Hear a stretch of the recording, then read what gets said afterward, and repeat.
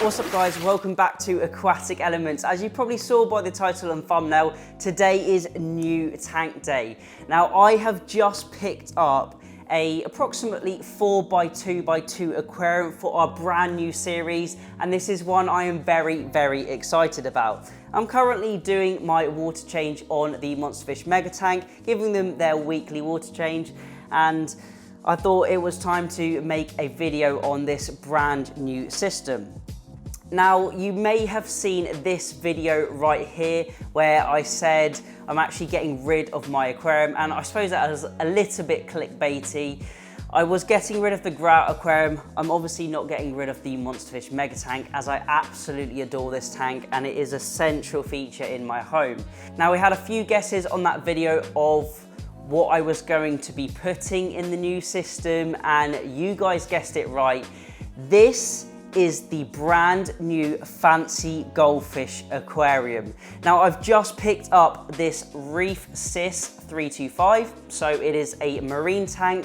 It is 326 litres in the display and it holds approximately 70 or so litres in the sump. So we've got a full new 400 litre system and we are going back to fancy Goldfish. I have been wanting to do this for a while and I get this requested so often. When you're going to be keeping fancy Goldfish next? I really want to see those goldfish. I missed the Goldfish Mega Tank, which was this tank for the early on viewers in the channel. Now, this new tank, as I mentioned, is a marine system.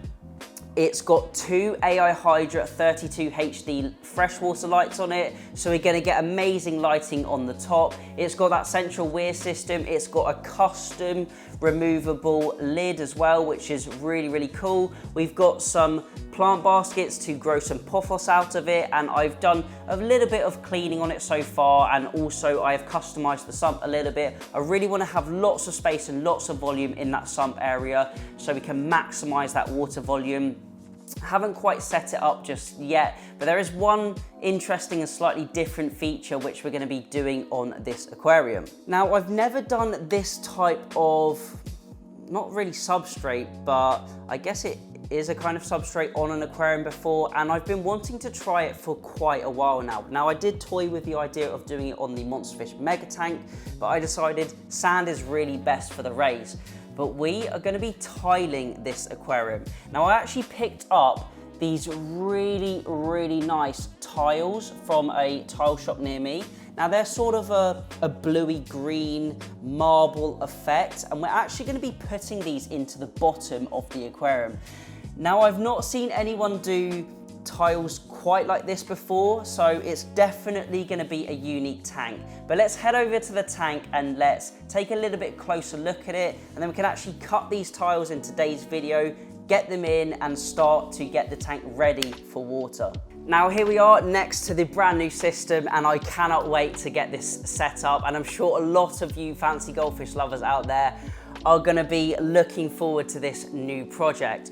Now, as you can see, it's a pretty big tank. It's around double the size of the old grower aquarium. We've got this lovely lid on top. We've got opti-white glass, so it is very clear, and it's obviously got those really high quality lights on it too. We've got that full sump section, so we can put a huge amount of filtration media. We've got a UV on it, which is from Eheim. I've just put a brand new bulb in there as well, just to give that water a little bit extra polish. We're going to be using our filter fleece and then our probably alpha grog as well as the filter media. It also came with some max specs blocks, which are a type of biomedia, and it came with loads of extras. I got the TMC 4000 variable speed return pump, which is adjustable to the flow rate, so we can make sure that our fancies aren't getting bashed around the aquarium. It also came with another spare Eheim pump. I think we had an auto top-up system, and we've also got those 3D printed baskets, which are at the back of the tank, and the lid has the perfect cutouts for those, so we can grow some pothos out of the aquarium, which adds to the aesthetic and also is that nutrient removal as well. But that's enough on this tank. Let's start cutting these tiles, and then we can actually put the tiles in the bottom of the tank and see what it looks like. It's definitely going to be Marmite, I think, with the effect that these tiles will have. But I really like trying different things and new things on this channel, as many of you know. And then we can probably start to get this full of water and ready for the first fish. And there we have it. The tiles are now in the aquarium and it's looking absolutely phenomenal. Now, you would have just seen me add the silicone to the tank, and unfortunately, it was a big mistake. I thought the silicone would really neaten everything up. It would help get the tiles adhered to the aquarium. But if I'm being honest, it just looked so messy, and it really drew the attention away from the lovely blue tiles on the bottom, and I honestly didn't like it. So I've removed all of the silicone from the tank. There is quite a bit of remnants left, so now I'm actually going to fill the display up. I'm going to use my razor blade to clean all of the last remaining bits of silicone off the tank, give it a sort of a flush in the display tank, and then drain it out. We can then get the tank fully up and running and do a little bit of the modifications to the filters and actually get this tank up and running, ready for fish. So I'm going to get it filled up now, get the silicone off, and then we can head on to the next stage. I've got most of the remaining silicone out of the tank, and I managed to get most of it off the glass, which is really good news.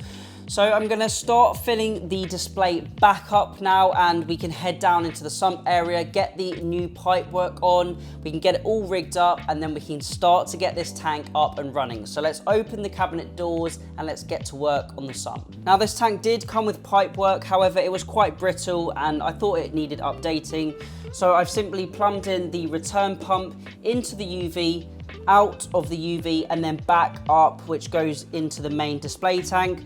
Now, obviously, we are going to have a bit of flow restrictions going through the UV, as it does have smaller hoses, as you can see.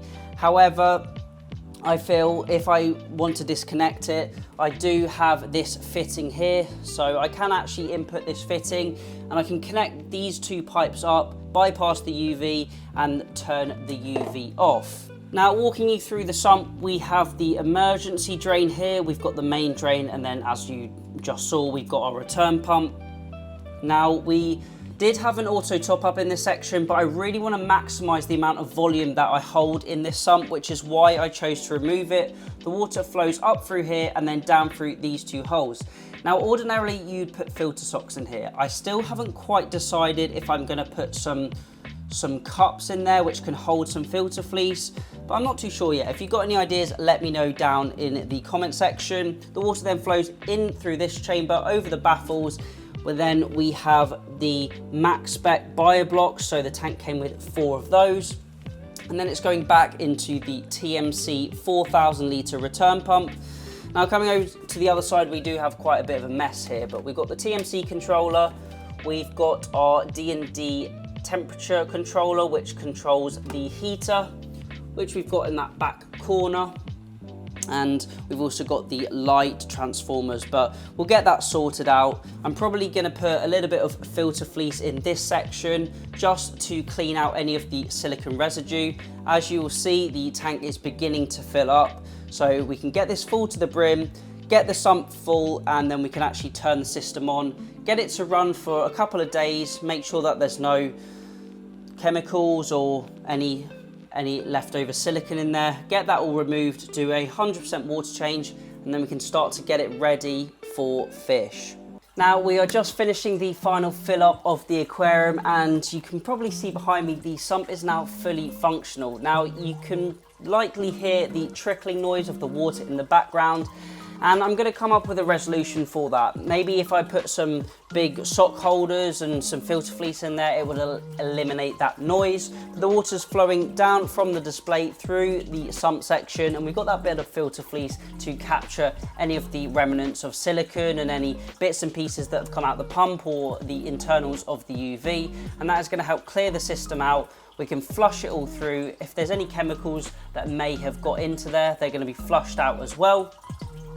And then that is going down into the return pump and back up into the aquarium. Now I've got 30 of these media bags which are zipped, and they are plastic zipped, so they're not going to rust or they're not going to break under the water. So I've got 30 of these media bags which I'm going to fill up with some of my spare biomedia, some Biohome, Alpha Grog, ceramic noodles, something like that. They're all going to sit in here, probably in this chamber with the Max Spec BioBlocks, and then I may even put them into this far right chamber if I can find a way to get the filter fleece into the first section of the sump. So I've got those, and then I've also got some medium, coarse and fine filter sponges.